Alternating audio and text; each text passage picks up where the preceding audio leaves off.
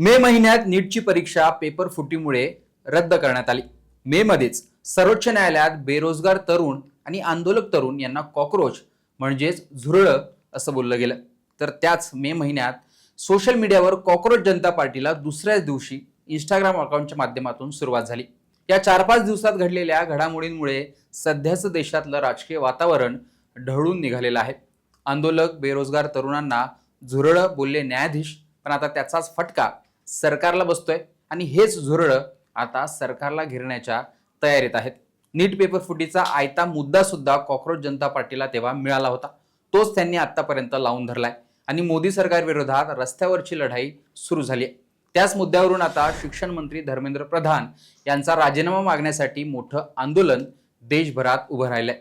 खरं तर 2014 साली नरेंद्र मोदी पंतप्रधान झाले तेव्हापासून आजपर्यंत 12 वर्षात एखाद्या आंदोलनामुळे किंवा जनतेच्या मागणीमुळे एकाही कॅबिनेट मंत्र्याला राजीनामा देण्याची वेळ आलेली नव्हती।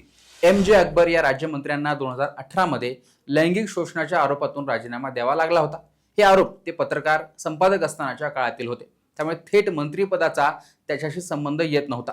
पण आता शिक्षण मंत्री म्हणून पेपर फुटीची जबाबदारी घेत धर्मेंद्र प्रधान यांनी राजीनामा द्यावा यासाठीच आंदोलन केलं जाते।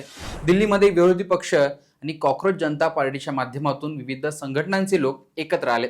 पण असं असलं तरी ज्या धर्मेंद्र प्रधानांचा राजीनामा मागितला जातोय ते भाजपसाठी किती महत्त्वाचे आहेत ते पुढच्या काही गोष्टींमधून आपण लक्षात घेऊया। नमस्कार, मी अश्विन महाजन, तुम्ही लोकसत्ता पाहताय। यातील सर्वात मोठी आणि महत्त्वाची गोष्ट म्हणजे एका सोशल मीडिया अकाउंटच्या माध्यमातून सुरू झालेल्या संघटनेच्या आंदोलनातून एका महत्त्वाच्या मंत्र्याचा राजीनामा घेणं ही गोष्ट मोदी अमित शहा करणार नाहीत। धर्मेंद्र प्रधान यांचा राजीनामा घेणं हा मोठा सेटबॅक भाजप सरकारला किंवा NDA सरकारला ठरू शकतो। पेपर फुटीत तसा शिक्षण मंत्री म्हणून धर्मेंद्र प्रधान यांचा थेट संबंध नाही, पण हे खातं त्यांना सांभाळण्यात अपयश आलंय असं सांगत ही मागणी राजीनाम्याची केली जाते। केवळ या आधारे एखाद्या मंत्र्याचा राजीनामा जर सरकारने घेतला किंवा त्यांना द्यायला भाग पाडलं तर ती गोष्ट राजकीय दृष्ट्या सत्ताधाऱ्यांसाठी अडचणीची ठरू शकते। त्यामुळे हे उदाहरण सरकार देशभरात सेट करू शकत नाही किंवा शकणार सुद्धा नाही। या आंदोलनाला यश मिळालं असा मेसेज सुद्धा देशभरात यामुळे जाऊ देणार नाही, ही सरकारची रणनीती असू शकते। धर्मेंद्र प्रधान कोण आहेत? तर धर्मेंद्र प्रधान हे ओडिशा राज्यातील भाजपचे नेते आहेत, जे विद्यार्थी दशेत राष्ट्रीय स्वयंसेवक संघाची शाखा असलेल्या अभाविपचे कार्यकर्ते होते। तिथूनच त्यांनी विद्यार्थी चळवळीला सुरुवात केली। धर्मेंद्र प्रधान हे यांचे वडील देवेंद्र प्रधान हे सुद्धा भाजपमध्ये मोठे नेते होते आणि वाजपेयी सरकारमध्ये केंद्रात मंत्री होते। भाजपच्या संघटनेतही प्रधान यांना मोठं स्थान होतं। पुढे धर्मेंद्र प्रधान यांनी अभाविपतून भाजपमध्ये काम सुरू केलं आणि सुरुवातीला आमदार, नंतर संघटनेत काम, प्रभारी, राज्यसभेचे खासदार आणि आता लोकसभेचे खासदार असा धर्मेंद्र प्रधान यांचा प्रवास राहिलेला आहे। 2014 नंतर धर्मेंद्र प्रधान यांना मोठ्या संधी मिळत गेल्याने ते मोदी शहांच्या गुड बुक्स मधले नेतेही मानले जातात। ओडिशातील एक मोठा ओबीसी चेहरा धर्मेंद्र प्रधान हे ओडिशातील चासा या ओबीसी समाजातून येतात। ओडिशात ओबीसी संख्या ही जवळपास 40% आसपास आहे, त्यात चासा समाजाचा मोठा वाटा आहे। ओडिशात प्रदीर्घ काळ बीजेडीची म्हणजेच बिजू जनता दल यांची सत्ता होती। पारंपरिक राजकारणाच्या चौकटीला छेद देण्यासाठी भाजपने चासा आणि खांडियात यासारख्या सामाजिकदृष्ट्या मजबूत आणि बहुसंख्य असलेल्या शेतकरी समुदायाला पक्षात मोठं प्रतिनिधित्व दिलं आणि धर्मेंद्र प्रधान हेच या समाजाचा आणि ओबीसीचा चेहरा मानले जातात। ओडिशात बीजेडी सरकार विरोधात वातावरण तयार करताना त्यांनी स्थानिक संस्कृती आणि ओडिया अस्मितेचा मुद्दा अत्यंत प्रभावीपणे मांडला।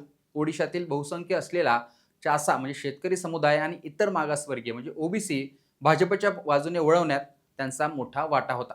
त्यामुळेच त्यांना धक्का दिला तर त्याचा परिणाम ओडिशा राज्यातही भाजपला बसू शकतो आणि तिथे सध्याच पहिल्यांदा भाजपची सत्ता आलेली आहे। त्यामुळे ती रिस्क तसं भाजप सरकार किंवा केंद्रातले नेते धर्मेंद्र प्रधान यांच्या बाबत घेणार नाहीत। पक्ष संघटनेचा विचार केला तर 2022च्या उत्तर प्रदेश आणि 2024च्या ओडिशातील भाजपच्या ऐतिहासिक विजयामध्ये धर्मेंद्र प्रधान यांचं संघटन आणि रणनीती याचं अत्यंत महत्त्वाचं योगदान राहिलेलं आहे। त्यांनी उत्तर प्रदेश, ओडिशा, कर्नाटक, बिहार, उत्तराखंड या राज्यात पक्षाचे आणि निवडणुकीचे प्रभारी म्हणून काम केलेलं आहे। त्यांना भाजपमधील चांगल्या रणनीतिकार नेत्यांपैकी एक मानलं जातं, जे निवडणुकांमध्ये पडद्यामागे आणि पडद्यावरही मोठी भूमिका बजावू शकतात असे ते नेते आहेत. योजनांचा विचार केला किंवा मंत्री म्हणून विचार केला तर पंतप्रधान नरेंद्र मोदी यांचा चेहरा पंतप्रधान उज्ज्वला योजनेच्या माध्यमातून घराघरात पोहोचला होता. ही योजना 2014 ते 2021 या काळात पेट्रोलियम मंत्री म्हणून धर्मेंद्र प्रधान यांनी राबवली. तसेच केंद्रीय शिक्षण मंत्री म्हणून देशाच्या 34 वर्षांनंतर बदललेल्या राष्ट्रीय शिक्षण धोरणाची जी काही टप्प्याटप्प्याने अंमलबजावणी करण्यात आली त्याची मुख्य जबाबदारी सुद्धा त्यांनी सांभाळली. त्यामुळे मोदी सरकारमध्ये एक चांगले मंत्री म्हणून त्यांची ओळख आहे. असं असताना त्यांच्या मंत्रिपदाला धक्का लावणं हे सरकारला जड जाईल हे मात्र नक्की. त्यामुळे एकूणच राजकीय पक्षीय गणित आणि देशात कुठलाही मेसेज जाऊ नये यासाठी तरी धर्मेंद्र प्रधान यांचा राजीनामा घेणं कठीण मानलं जात आहे. आता यात पुढे जाऊन जर खाते बदल केला गेला, धर्मेंद्र प्रधान यांचं शिक्षण मंत्री जे खातं आहे ते काढून दुसरं खातं दिलं गेलं तरी सुद्धा कॉक्रोच जनता पार्टीच्या आंदोलनाला यश आलंय असं म्हणता येईल. पण सध्या तरी सरकारकडून अशी कुठलीही पावलं उचलली जातील यात शंका आहे. त्यामुळे कॉक्रोच जनता पार्टीचं हे आंदोलन, त्यांची मुख्य मागणी की धर्मेंद्र प्रधान यांनी राजीनामा द्यावा, ती मागणी मान्य होते का? जर मागणी मान्य झाली नाही किंवा होत नसेल तर पुढे जाऊन पुन्हा काय होतं, आंदोलन उभं राहतं का, विरोधी पक्ष यात कसा सहभागी होतो आणि दिल्लीतलं आंदोलन देशभरात पसरतं का ते पाहणं देखील महत्त्वाचं असणार आहे. आणि त्यानंतर धर्मेंद्र प्रधान यांचा जर राजीनामा होतोय तर मोदी सरकारच्या काळात म्हणजे 2014 पासून आतापर्यंतचा हा सगळ्यात मोठा सेटबॅक भाजप सरकारला ठरू शकतो हे मात्र नक्की. एकूणच धर्मेंद्र प्रधान यांनी राजीनामा द्यावा का, तो घेऊ शकतो का भाजप, याविषयी तुमचं मत कमेंट बॉक्समध्ये सांगा. लोकसत्ताला फॉलो आणि सबस्क्राईब देखील करा.